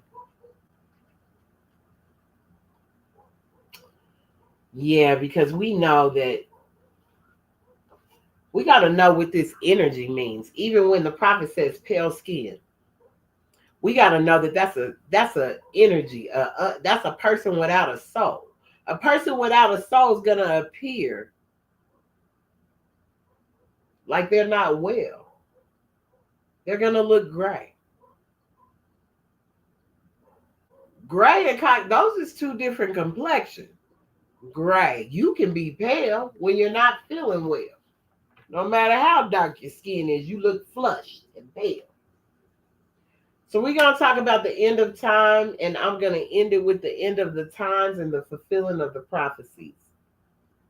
Because is it here or let's see. Wait a minute. No, we're going to go to chapter 47. Egypt, the capital empire of the dominion of Africa. I just showed y'all the map before Noah's flood. The divine instructions from the Holy Prophet, chapter 47. Egypt, the capital empire of the dominion of Africa. The inhabitants of Africa are the descendants of the ancient Canaanites from the land of Canaan.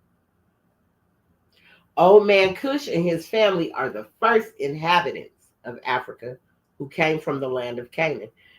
Let me go back to to the title because it's Egypt with a comma. The capital empire of the Dominion of Africa.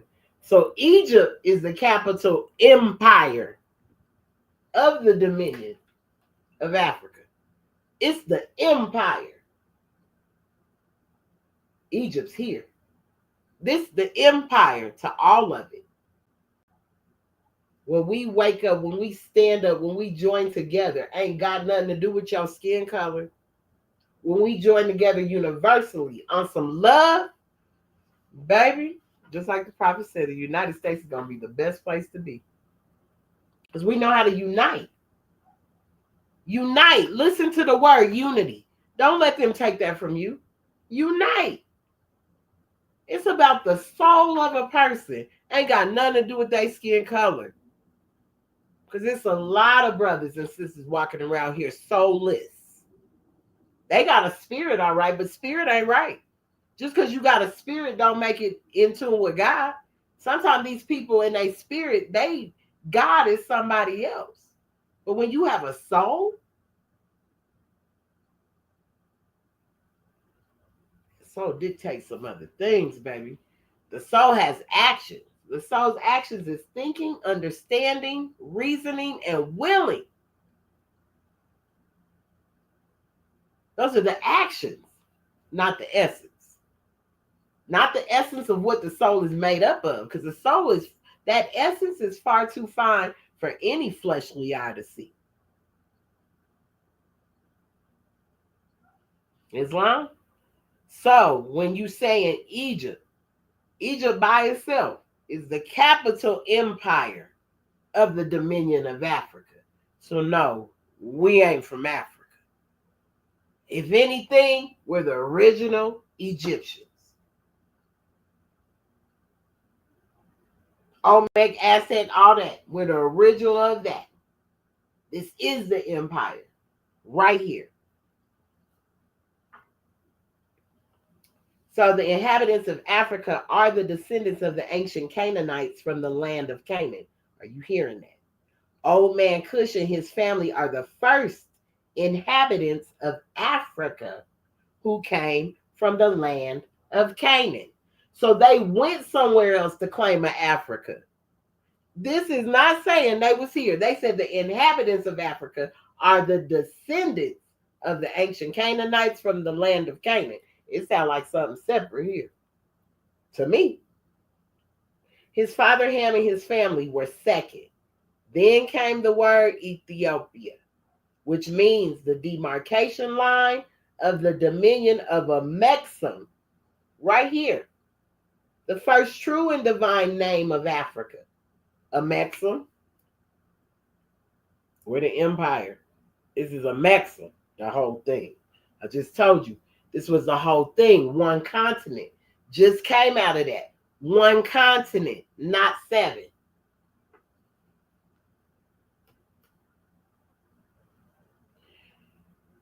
The dividing of the land between the Father and the Son. We can find that in number 89 of our 101s, and we'll go over that on Sunday. The dominion of Cush, northeast and southeast Africa, and northwest and southwest was his father's dominion of Africa. This is northwest. This is the northwest gate of Africa, if you want to call it that. That's why Kanye named his daughter Northwest. Y'all just don't catch the signs and symbols. In later years, many of their brethren from Asia, many of our brothers from Asia and the Holy Lands joined them. The Moabites from the land of Moab, they came over here too. What up? Who received permission from the pharaohs of Egypt to settle and inhabit Northwest Africa. So, okay, y'all come settle over here. It's cool. They were the founders and are the true possessors of the present Moroccan Empire, with their Canaanite, Hittite, and Amorite brethren who sojourned from the land of Canaan, seeking new homes. They left the land of Canaan to seek new homes. Their dominion and inhabitation extended from northeast and southwest Africa across the great Atlantis, even into the present North, South, and Central America, and also Mexico and the Atlantis Islands before the Great Earthquake. Before the Great Earthquake, y'all, which caused the Great Atlantic Ocean. I showed you the split. Another split that made the Great Atlantic Ocean. The River Nile was dredged and made by the ancient pharaohs of Egypt in order to trade with the surrounding kingdoms. Also, the Niger River was dredged by the great pharaoh of Egypt in those ancient days for trade, and it extends eastward from the River Nile westward across the Great Atlantic. It was used for trade and transportation. According to all true and divine records of the human race, there is no Negro, black, or colored race attached to the human family because all the inhabitants of Africa were and are of the human race, descendants of the ancient Canaanite nation from the holy land of Canaan, which your ancestors, which your ancient forefathers were. You are today without a doubt or contradiction. There is no one who is able to change man from the descendant nature of his forefathers, unless his power extends beyond the great universal creator, Allah himself. These holy and divine laws are from the prophet Noble Drew Ali, the founder of the uniting of the Moorish Holy Temple of Science. These laws are to be strictly preserved by the members of the temples of the Moorish Holy Temple of Science, that they will learn to open their meeting and guide it according to the principles of love, truth, peace, freedom, and justice. Every subordinate temple of the Grand Major Temple is to form under the covenant of love, truth, peace, freedom, and justice, and create their own laws and customs in conjunction with the laws of the Holy Prophet and the Grand Temple. I, the Prophet Noble Drew Ali, was sent by the great God Allah to warn all Asiatics of America, all y'all, black, Negro, colored, purple, green, red, blue, whatever you want to claim. You're an Asiatic, and he came to warn you to repent from your sinful ways before the great and lawful day, which is sure to come. That day is here. It's here. The time has come when every nation must worship under its own vine and fig tree, and every tongue must confess his own. Through sin and disobedience, every nation has suffered slavery. Through sin and disobedience, I told you he had to tell them how to obtain eternal happiness. Because they think they had to keep going and coming back and going and coming back to obtain heaven. But you're going and coming back because you're not understanding that it's within you. So because you disobeyed and your biggest sin was turning away from your ancestors. That was the biggest sin you could have ever did. Is turn from your ancestors' ways and follow someone you know nothing about. Follow gods of Europe you know nothing about. You don't know nothing about them folks. Your grandma didn't tell you that, none of that. You hear people say, my grandma never said that. She said we got Indian in us. So you started chasing after things that don't look nothing like you and have nothing to do with you. And wonder why? You were disobedient to your ancestors. Your sin was turning your back on your ancestors. Allah ain't never turned his back on you. Allah, the mother, ain't never turned her back on you. You've only turned your back on them. You've only turned your back on them.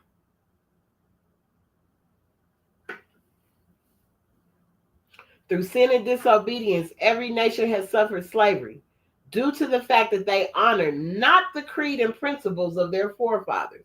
You didn't honor the creed and principles. The creed, your creed, it's pretty much your religion, but it's your way of life. That's what that is. That's realigning yourself with the way of life. What are your words, your deeds? How do you show up? What are your actions? Because you can put a fez on, I can turban up and do all of that. That don't make me flawless. That don't say that I'm perfect. Because I'm not. And neither is nobody else y'all see play dress up. So don't let them make y'all think that. They can have TV on YouTube. They could be doing all that. And y'all don't even realize how they've abused the people in the movement, mistreated people. I mean, no honor at all. No honor at all. Nothing but a bunch of embezzling thieves. I even gave this demonstration on that. The thieves in the temple. They've been using Prophet Noble Drew Ali and Allah's name in vain for so long that they don't even realize they're using it in vain. By even letting it come out their mouth. Because nothing they're doing is being applied to what they're doing. There's far few that are doing it, I promise you. And most of the ones are doing it, they ain't been in trouble. They're running for office. They're making strides in the public, in the school systems. They're doing what they need to do. But the other people that always got something to say, something negative to say, ain't got nothing going on. They ain't doing nothing. You can't find their footprints. And if you find them, they sinking in some quicksand somewhere. Because they sending everybody with them to a burning house. No different than Martin Luther King. So keep entrusting these so-called leaders and folks that claim that they got the answer for you and don't. You must find the answer yourself. Nobody holds no answer for you but the Most High. So that is why the nationality of the Moors was taken away. And you can see why it still should be taken away, because they still act in such a way. And now that it's being given back, will they act like they got any sense? Well, it won't be many of us standing in that gap, y'all. I'm going to be honest. And now people want to leave other organizations to run over here. When they got dirt over there and trying to come over here. No. The hole you trying to dig for me, you're only digging it for yourself. You might as well jump in it. So that's why the nationality of the Moors was taken away from them in 1774.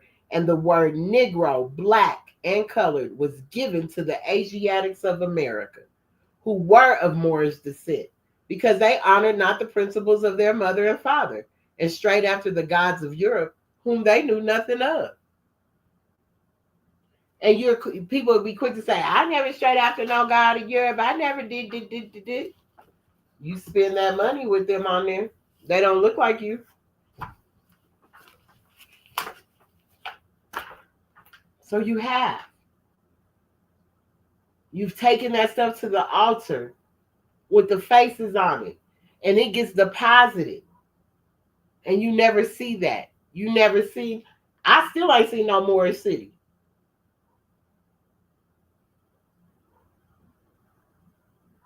Just taking people's money because you feel you can. And then to see people go and say, well, who would sit there and take that kind of treatment? First of all, why is these folks posing as false prophets? Y'all about to pay for that. And for anyone that's speaking up for y'all to think that that's okay to mistreat somebody like that means you ain't living chapter 25, and you ain't, and none of you have studied it. You done put a L, a bay on your name, a day on your name, and you ain't never picked these instructions up to study them a day in your life. Because if you did, you would be pointing out that your brother or sister is wrong for misleading and fleecing the people. And y'all do it because you want to be on a so-called popular team or something. The divine instructions from the Holy Prophet, chapter 25, a holy covenant of the Asiatic nation. We have a covenant amongst us that's broken every 2 seconds.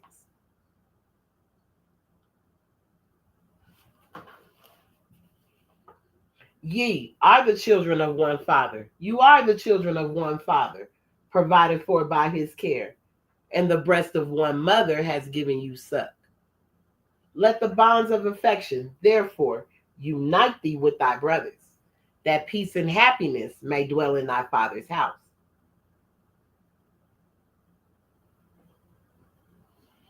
Do y'all see any of that going on? I just want to know. Do y'all see that going on? That right there is enough. Let the bonds of affection therefore unite thee with thy brothers. Where's the bond of affection, guys? And when ye separate in the world, remember the relation that bindeth you to love and unity, and prefer not a stranger before thy own blood. If thy brother is in adversity, assist him. If thy sister is in trouble, forsake her not. So shall the fortunes of thy Father contribute to the support of his whole race, and his care be continued to you all in your love to each other. Islam.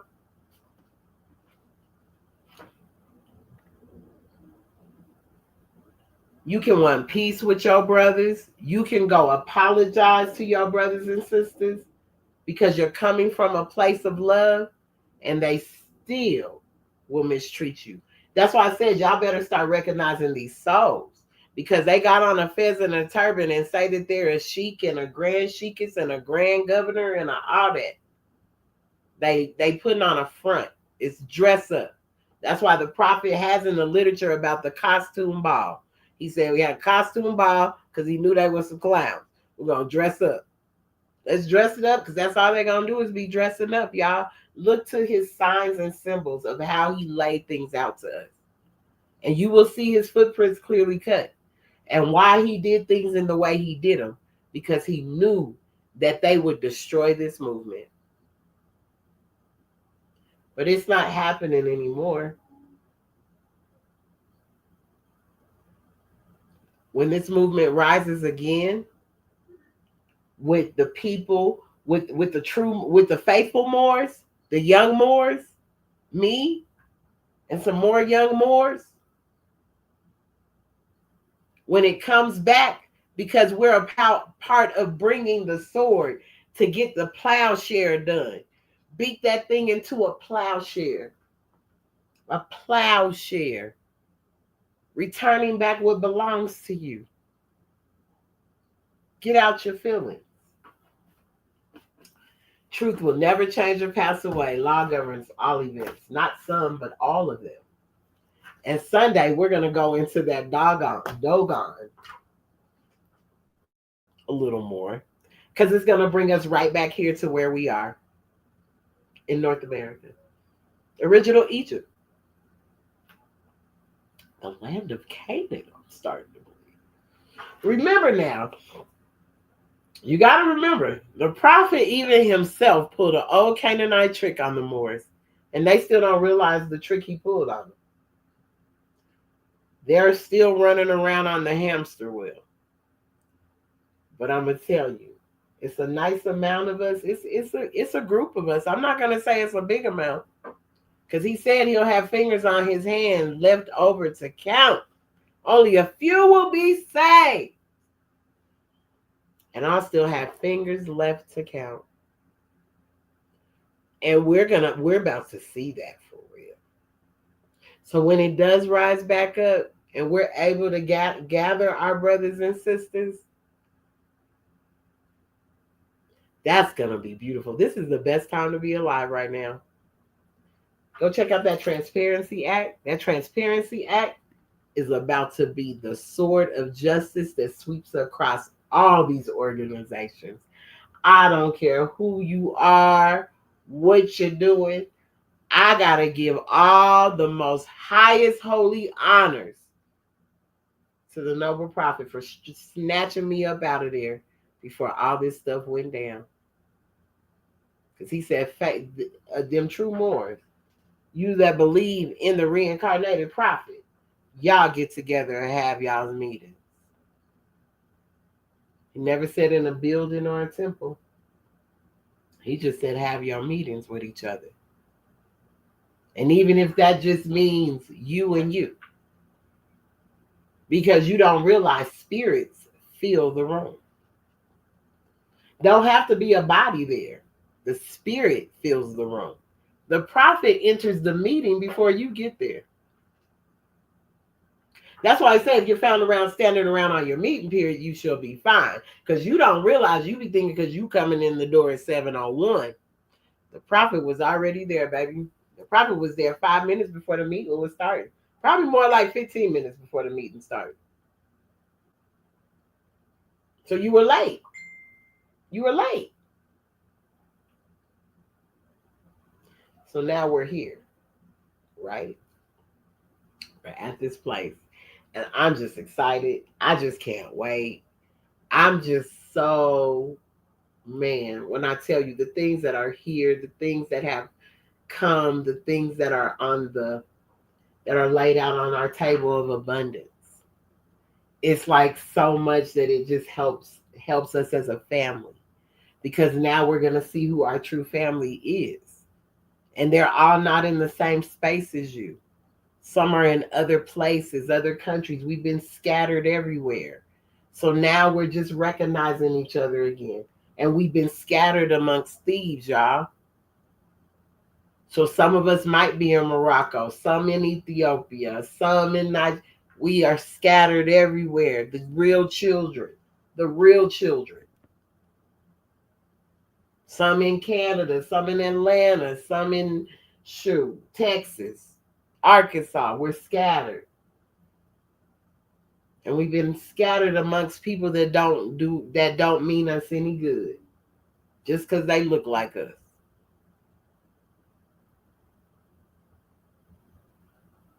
What's that movie called? No Honor Amongst Men? Just,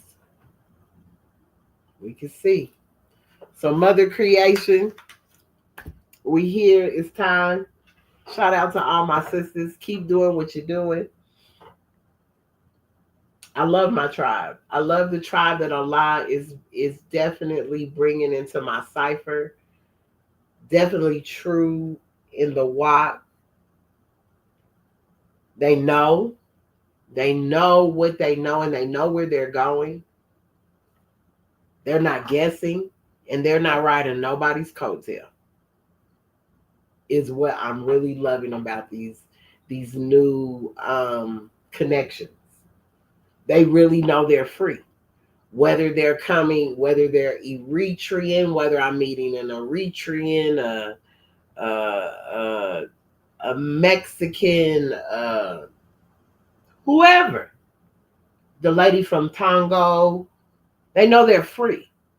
And these are the people that are starting to, they're not confined, they're not boxed in, they're not trying to fit a narrative. They're just being themselves. And I'm grateful. I'm so grateful for that. To be able to come and see this now, to see what it's really about.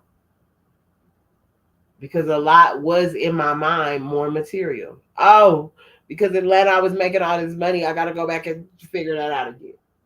And that wasn't a plan. That was not Allah's plan. Allah's plan was for me to know myself, truly know myself. Get in tune with myself. Really sit down and really study. To the point to where he took everything. Everything's been taken away. Career, money, car, home, everything. So I can solely focus on the word, on these instructions, on Allah. So I can follow the prophet's footsteps that were clearly cut. So I can follow those footsteps. I had to get alone. I couldn't be around nobody. Couldn't have a boyfriend, a man, or none of that. A friend, or none of that. To myself. Look at these walls. No, you're not going nowhere. And if you try, I'm going to make you feel sick. And I felt sick. I felt sick until I stayed. I was always studying. But when I felt sick, it was like that's all I could do is pick this up. Because that was the only way the pain was going on. I was like, ooh, let me study. If I read, it's going to go away. Okay, pick up this book. Pick up that book. When Allah wants you to himself, he'll force it. No matter what you think you about to pop off. And I'm grateful for it. Because I wouldn't even be in a space of time right now. And with the things that are here, I just am going, wow, I just never, no. Not saying that I don't deserve it. I deserve every bit of it. But wow, me? I'm trying to tell y'all. All I can say is I'm just not saying anything. I just can only sit back and just continue to just